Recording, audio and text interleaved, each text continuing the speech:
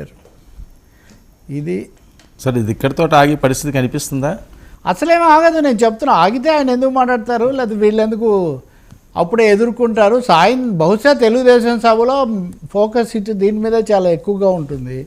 So రాష్ట్రంలో ఒక political war తీవ్ర స్థాయిలో జరగబోతుంది అనేది అయితే చాలా స్పష్టం. అది కూడా కాకుండా స్థానిక సంస్థల ఎన్నికలు జనవరిలో జరుగుతాయని ఎన్నికల అధికారి ఆమె నీలం సాహ్ని ప్రకటించారు.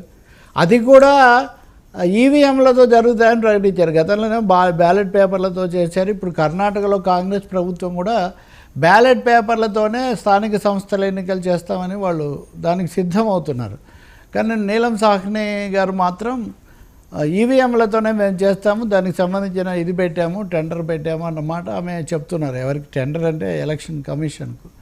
కాబట్టి ఇది కూడా రాబోయే రోజుల్లో ఒక అంశమయ్యే అవకాశం కనిపిస్తుంది. స్థానిక సంస్థలకు సిద్ధం కావటం, రెండోది నిన్న ఉపరాష్ట్రపతి ఎన్నికలు అయిపోయిన నేపథ్యంలో మళ్ళీ ఒకసారి పొలిటికల్గా కన్సల్టేషన్ తమను తాము చెప్పుకోవటం. నిన్న రైతుల నిరసనలు అనేవి బాగానే జరిగాయి అన్న అభిప్రాయం మీడియాలో వ్యక్తమైంది. సో దాన్ని కూడా కొంచెం ఊపు పెంచడం అనే పనిలో ఉన్నట్టు కనిపిస్తుంది. ఈ కేసులు ఇవన్నీ చాలా తక్కువ మాట్లాడారు వాస్తవంగా చెప్పాలంటే. మామూలుగా అలాంటివి వస్తుండేవి, కానీ ఈరోజు మాట్లాడిన దాంట్లో అవి కూడా లేవు. సమస్యలు వాటి మీద ఫోకస్ పెట్టడం, మధ్యలో చంద్రబాబు నాయుడు అసలు ఎంత దుర్మార్గుడు, ఎంత రాక్షసుడు అని కూడా ఏదో అన్నట్టున్నారు. అంటే వచ్చిన సీట్లను ఎందుకు వెనక్కు పంపడం అని దాని మీద అందరూ విమర్శ చేశారు.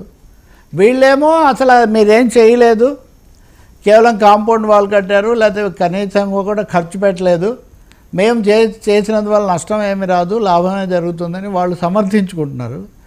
దాంతో అయితే నేను కూడా ఏకీభవించాను. అంటే ప్రభుత్వ కళాశాలలు ఉంటే వాటి పద్ధతి జనానికి అందుబాటు ఎక్కువగా ఉంటుంది. ఆరోగ్యశ్రీ విషయం కూడా ఇంక ఇవన్నీ వాళ్ళేం సమాధానం ఇస్తారో మనం చూడాలి. మూడోది వైసీపీ బహుశా ఇదే పద్ధతిలో దూకుడుగా వెళ్తుంది అని కూడా జగన్ మాటలను బట్టి సంకేతాలు మనకు కనిపిస్తాయి. ఇప్పుడు ఉల్లి రైతుల సమస్య నిజమే, అంతకుముందు చీనీ రైతుల సమస్య నిజమే, మిర్చి ఈ సమస్యలే లేవంటేనేమో నిన్న కూడా అదే కదా కర్నూలు మార్కెట్లో షర్మిల, జగన్, రైతు సంఘాలు, అంత తర్వాత భరత్ మంత్రి వెళ్ళటం ఇవన్నీ మనం చూసాం. కాబట్టి ఆంధ్రప్రదేశ్లో ఏది ఇప్పుడు తేలిగ్గా పోయేటట్టుగా మాత్రం లేదు. ఖచ్చితంగా ఒక రాజకీయ రణంలాగే మారుతుంది. సార్, జగన్మోహన్ రెడ్డి గారు తీవ్ర మాటల దాడి, మళ్ళీ వివాదాస్పద వ్యాఖ్యలు ఎలా చూడాలి?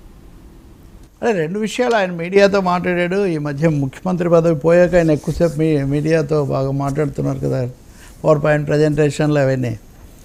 రెండు భాగాలుగా తీసుకోవాలి. ఒకటి సమస్యలు, అంటే యూరియా కొరత లేదు అని ప్రభుత్వం ఏమో ఖండిస్తుంది. యూరియా